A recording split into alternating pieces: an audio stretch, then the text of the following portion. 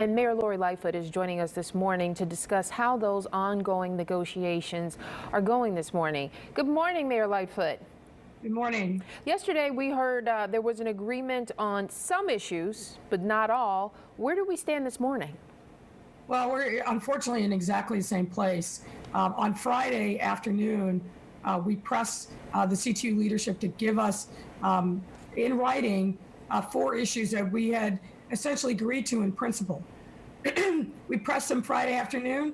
We didn't get anything in writing until yesterday afternoon at around 2:30, which is progress for sure. But then the rest of the day, there were a lot of conversations, but no meaningful progress. So we've given them another set of demands for us to be able to see that progress is actually being made.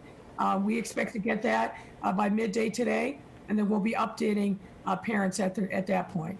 Mayor, 2 different questions. One is, what is attendance like right now for virtual learning? Are you seeing a huge drop off in people just not attending any type of education at all? And second, you have about 71,000 K-8 students who have opted in for in-person learning when it becomes available. That's out of about 91,000 CPS students in K-8. That's not a big percentage. It's less than 40%. Is it still worth this fight to get those 71,000 kids back into the classroom?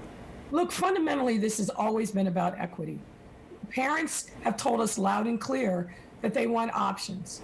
Not every parent is going to make the decision for their child that in-person learning is right, but for those who do, we have an obligation to give them that option. And let me be very clear about this. Remote learning works for some, but it is failing for others. We've got high absenteeism rates. We've got high rates of Black and Latinx students who are failing, with an F, failing, math and reading. This is a dire sort of circumstances, and we know there's no replacement for in-person learning. So what we want to do is reverse that trend, get our kids back to in-person learning, and give those parents for whom in-person learning is right the option to do so. We understand the concerns of teachers. That's why we've already made accommodations for teachers. If you have an underlying condition, you are accommodated and don't have to come back to the classroom. If you are the primary caretaker for someone who has an underlying condition, we've made accommodations for you too. We've got to see positive direction, real progress by the CTU leadership today.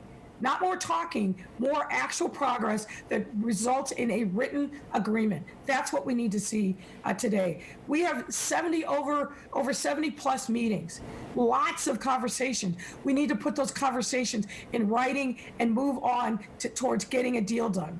So you mentioned the Black and Latinx are the ones who are falling behind, but those are also the ones who are not coming back to in-person learning. So again, is it really worth the fight if those are not the ones that are going to be coming back to the classroom and they're the ones that are falling back and falling behind? Well, they're falling behind with remote learning. Let's be clear.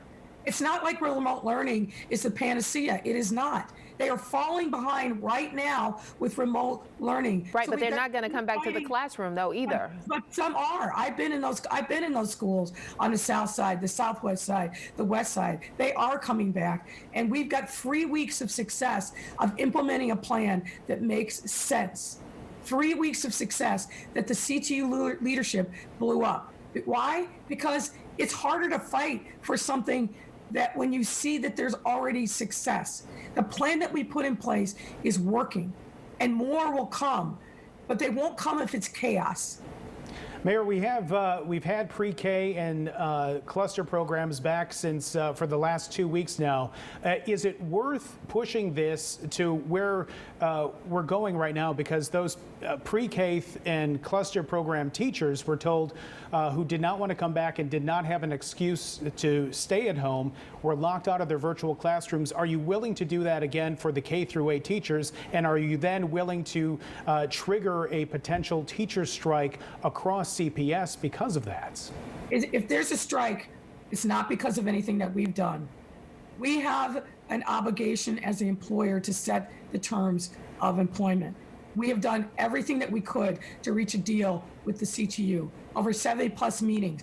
We met Friday. We met yesterday. We're meeting again today. We don't want to walk out of these discussions without a deal. But we've got to have good faith and real, meaningful, written progress by the CTU leadership. And of course, it's worth it, folks. We're fighting for the futures and the lives of our children. That can't ever even be a question.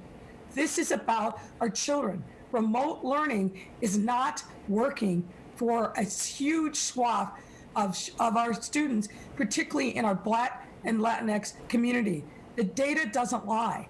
And the first quarter grades are in, and way more kids are failing than they did year over year. So as this expression goes, the proof is in the pudding.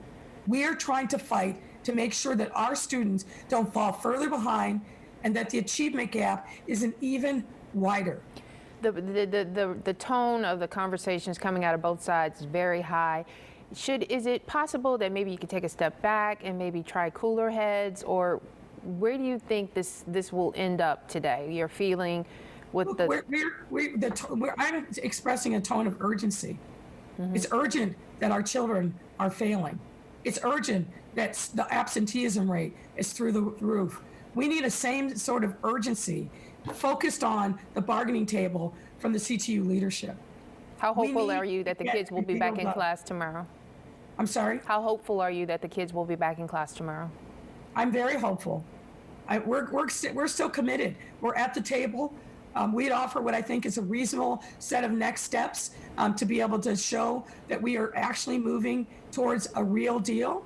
And I hope that the CTU leadership will come to the table in the same spirit, with the same sense of urgency, but most importantly, to put our kids first. All right, Mayor, we'll have to leave it there. Do appreciate your time this Sunday morning. Stay safe out there, all right? Thank you. I'm going back to shoveling. Back to shoveling the snow, yeah, as most of us will be. Thank you again. Thanks, Mayor. Coming up after 8:30, we'll be